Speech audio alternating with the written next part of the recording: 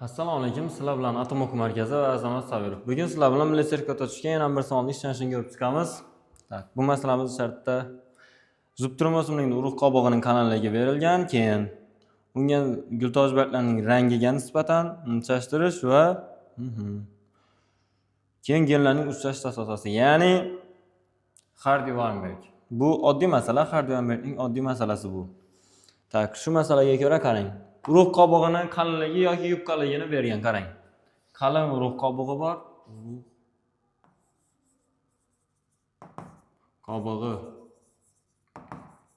qalin, o'rtacha va yupqa. Dominant A nimaga deganda chala dominantlik qilyapti. Mana. Keyin gultosh barglarning rangi dominant B bo'ladigan bo'lsa pushti,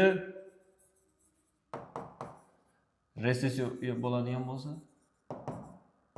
yashil bo'ladi.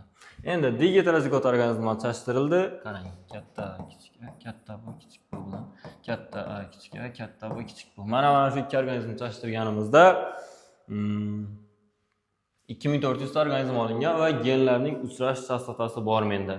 Genlarning uchrashish chastotasi bo'ladigan bo'lsa, qarang, dominant A geniniki aytyapti resessiv A geninikidan 4 marta ko'p, ya'ni bu 80%, resessivniki 20%. Keyin dominant B geniniki resessiv B geniga nisbatan 3 marta ko'p. Bu 75%, bu 25% chiqadi. Endi menda qarang, gametalarning foizlari qarang. Bundan qanday gametalar chiqadi? Katta A, katta B, katta A, kichik B, kichik A, katta B, kichik A, kichik B. Mana shu gametalar chiqadi. Endi bularning foizlarini topib olishim kerak. Uchrash foizini. Qarang, katta A, katta B uchraydigan bo'lsa, bu bo'ladi 0.8 ni ko'paytiramiz 0.75 ga. Teng bo'ladi 0.6 ga. Keyin dominant A va resessiv B ga o'tadigan bo'lsam, qarang. 0.8 ni ko'paytirsam 0.25 ga, teng bo'ladi 0.2 ga. Resessiv A va dominant B ga o'tsam, qarang. 0.2 ni ko'paytiraman 0.75 ga. Bu teng bo'ladi 0.15 ga. Resessiv A va resessiv B geni bo'ladigan bo'lsa, bundan 0.2 ni ko'paytiraman 0.25 ga. Bu teng bo'ladi 0.05 ga.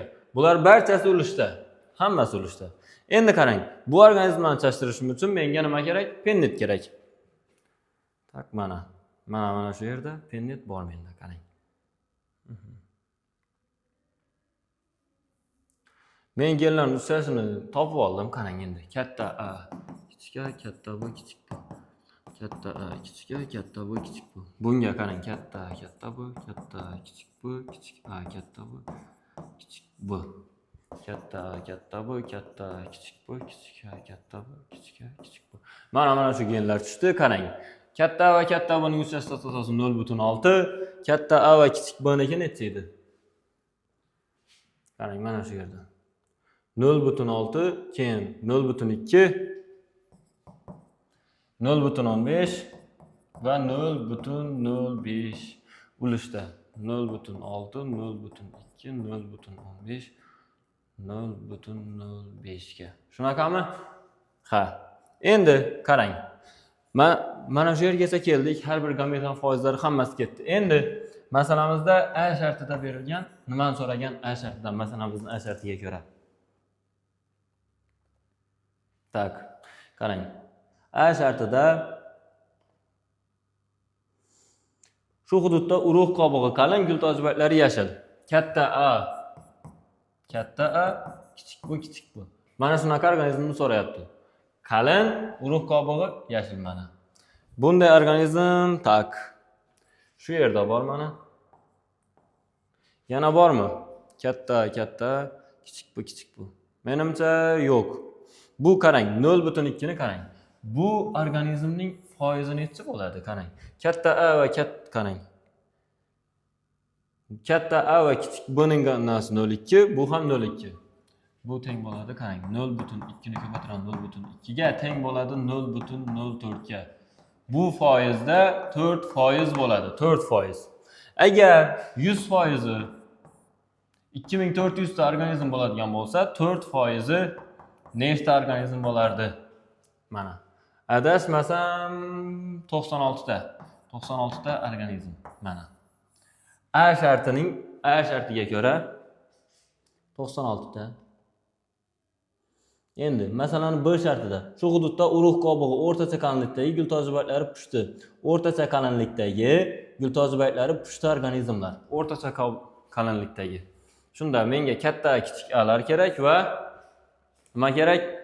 Katta A kichik A va katta B'lar kerak. Katta A kichik A. Tak, buni qizil qilib olsak, qarang. Shu yerda bor. Mana. Keyin mana shu yerda bor. Keyin katta A kichik A shu yerda bor. Yana qayerda bor? Tak. Katta A va kichik A shu yer va shu yerda. 6 ta joyda bor. To'g'rimi? Shunaqamidi? Ha, 6 ta joyda uchraydi B shartiga ko'ra. Keyin qarang.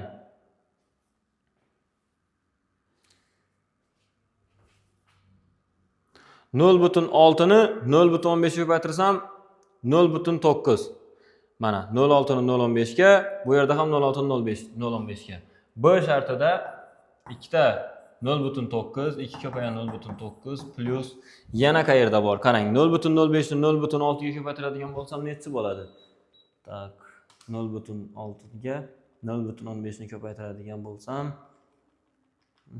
0.03 chiqadi. 0.03. Bu yerda 4 ta qoladimi? Ha, bitta, ikkita 0.05 0.03. 0.03 dan 4 ta. 4 ko'paygan 0.03 ga teng bo'ladi. Qarang, 0.09 bu adashmasam. 0.9 bormi? Uzr. 0.09 ni 2 ga 0.09 ko'paytiramiz 2 ga 0.18. 0.03 ni ko'paytiramiz 4 ga, qo'shamiz 0.18 ni teng bo'ladi 0.3 ga. 0.3 ya'ni 30%. 0.3 teng bo'ladi 30% ga. Qarang, 100% 2400 ta bo'ladigan bo'lsa, 30% 720 ta. Mana. B shartiga ko'ra 720 ta organizm chiqdi. Endi C shartiga ko'ra nimani so'ragan? Shu hududda urug' qobig'i yubka, gultozibaytlari pushti. Urug' qobig'i yubka, gultozibaytlari pushti bo'lgan organizmlar. Bu qanaqa bo'ladi? Kichik A va katta B'lar. Mana. Tak, buni shuni qarang qilaylik-da. Bitta kichik A'lar. Mana. Keyin katta bu 2 ta, keyin 3 ta. Bu ham 3 ta ekan. 3 ta qarang. 0.05 ni 0.15 ga ko'paytiradigan bo'lsam, tak, uni foizi nechi bo'ladi? 0.05 ni ko'paytiraman 0.15 ga. Ko'paytiraman 0.15 ga. 0.0075 ta mas'ulishda bundan qarang. 0.15 ni 0.0075. Bu yerda ham shunaqa 2 ta ekan. C shartida qarang. 2 ga ko'paytiraman 0.0075 ga. Bunga qo'shaman nechini? 0.15 ni 0.15 ga ko'paytirganimga. 0.15 ni ko'paytiramiz 0.15 ga.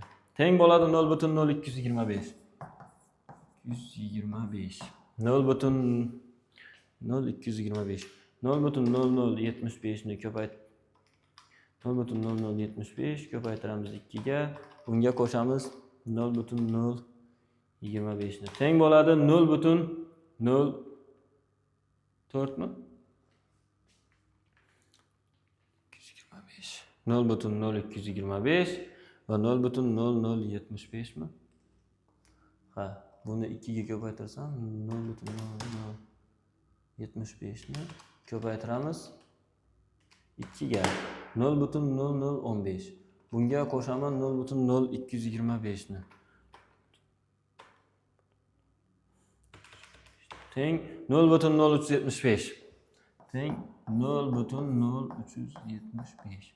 Buni foizga o'tadigan bo'lsam 0,0375 ni foizga o'tkazguncha 200 ga ko'paytirib olamiz. 3,75 foiz. 3,75 foiz. Shunaqami? Endi qarang. 100 foizi 2400 ta. 3,75 foizi x ta. Bu teng bo'ladi 0,075. 3,75 ko'paytiramiz 2400 taga. Buni bo'ladigan bo'lsam 100 ga teng bo'ladi 90 ga. 90 ta organizm S shartda so'ragandan. Mana A, B, S shartlar populyatsiya. Buni asosiy o'zi buni muhim joyi mana shu gametalarni uchrash chastotalarini topib olish. Boshqa joylarini menimcha hamma bilsa kerak. E'tiboringiz uchun rahmat. Sog' bo'ling.